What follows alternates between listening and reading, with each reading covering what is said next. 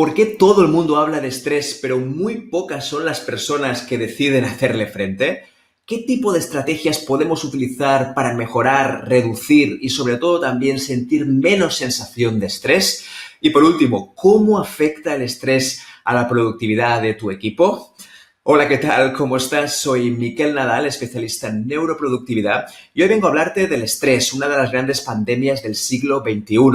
A continuación me gustaría darte 3 tips muy sencillos para que los puedas aplicar y sobre todo puedas reducir y mitigar el efecto que tiene el estrés en la productividad tuya y de tus propios empleados. Dicho esto, vamos a empezar. Pues bien, la primera estrategia tiene que ver en objetivizar el estrés. Sí, por objetivizar nos referimos sobre todo a dar datos reales, a definirlo, a saber realmente de qué estamos hablando. Fíjate que cada persona en tu equipo seguramente cuando hable de estrés esté hablando de algo completamente distinto. Me explico. Hay personas que perciben que el estrés es la sobrecarga de tareas. Otras, por ejemplo, tener que hablar con personas que no les caen muy bien. Otras, por ejemplo, tener que vender. Otras, tener que coger el teléfono. Es decir, dependiendo de cada persona, el estrés será percibido de una forma distinta. Entonces, ¿por qué no objetivizar? ¿Por qué no darle datos objetivos al estrés? Pues un poquito la opción sería ver qué es el estrés para tus empleados. Es importante hablar con ellos y saber muy bien qué definen como estrés cada una de las personas. Una cosa es la literatura científica, lo que nos dice, y la otra es lo que perciben realmente los empleados. Por lo tanto, es básico, súper importante, preguntarles qué significa el estrés para cada una de las personas. Obviamente puedes utilizar cuestionarios, puedes utilizar encuestas, puedes utilizar incluso wearables o IoT, Internet de las Cosas, para saber cuál es el estrés de las personas.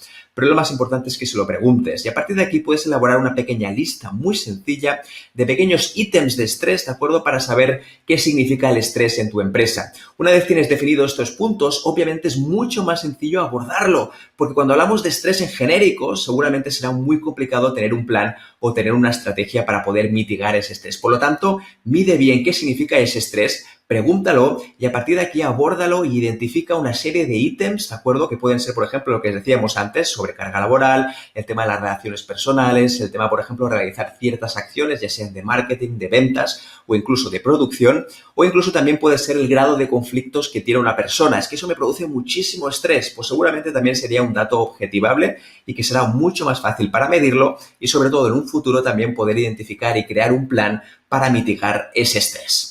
Pues bien, el punto número 2 tiene que ver en elaborar un plan en base a la carga laboral de los empleados. Me explico, al final muchas veces tenemos picos de trabajo prolongados que hace que cuando metamos más tareas, más proyectos, esa persona se sienta 100% abrumada y finalmente termine por no rendir. Es muy importante entender que la carga laboral es una de las causas principales por las cuales la gente siente estrés, porque al final el estrés se produce cuando tienes un exceso de demanda y pocos recursos para cumplirlas. En este caso, los recursos no tienen por qué ser físicos, pueden ser mentales, porque sienta, por ejemplo, que no estoy preparado, que no tengo suficiente tiempo o incluso que me sienta mal haciendo esa tarea porque considero que no debería estar haciéndola.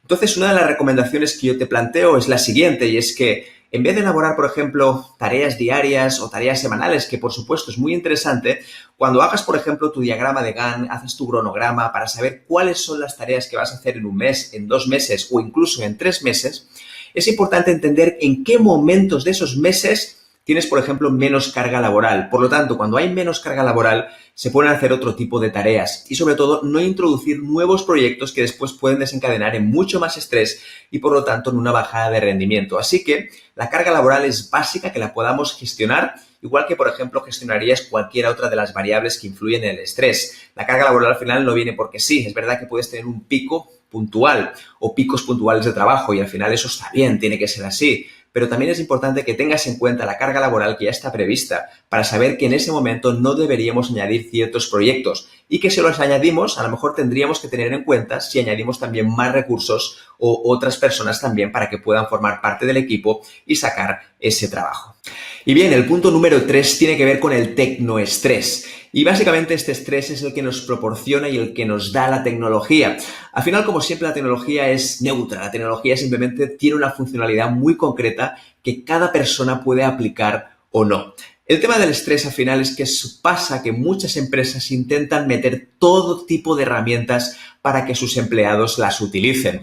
Eso al final no es ni bueno ni malo, al contrario, tendría que ser bueno porque tendremos más tecnología. Pero cuando no está claro para qué funciona cada cosa, al final la gente se abruma. Se abruma porque ve que hay 5 herramientas que funcionan para lo mismo. Imagínate que tienes herramientas como Notion, como Skype, como Slack, y todas tienen la misma funcionalidad, que es mensajería instantánea.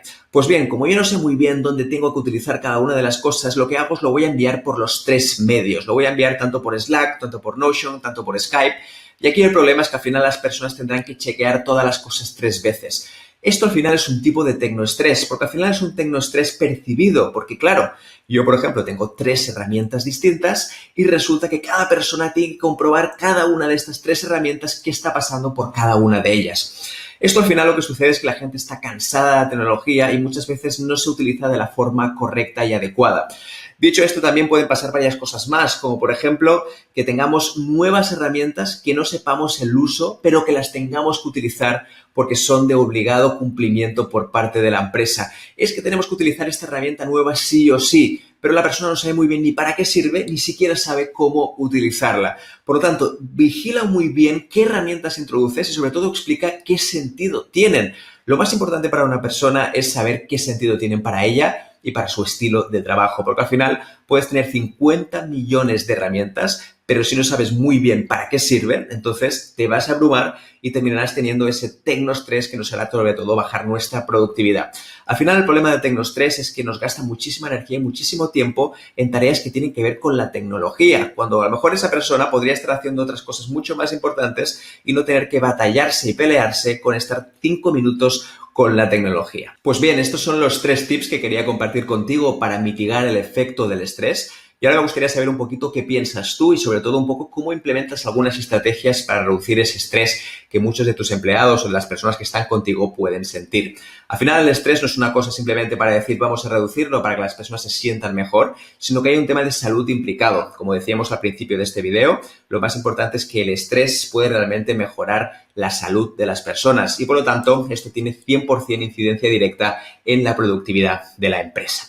Dicho esto, pues como decíamos antes, me encantará escuchar tus comentarios, debate y cualquier cosa, por supuesto, contacta conmigo para saber mucho más sobre el estrés y la productividad y también todos los posts y todas las cosas que publicamos sobre neuroproductividad. Dicho esto, un abrazo fuertísimo, cuídate mucho y hasta el próximo vídeo. ¡Chao!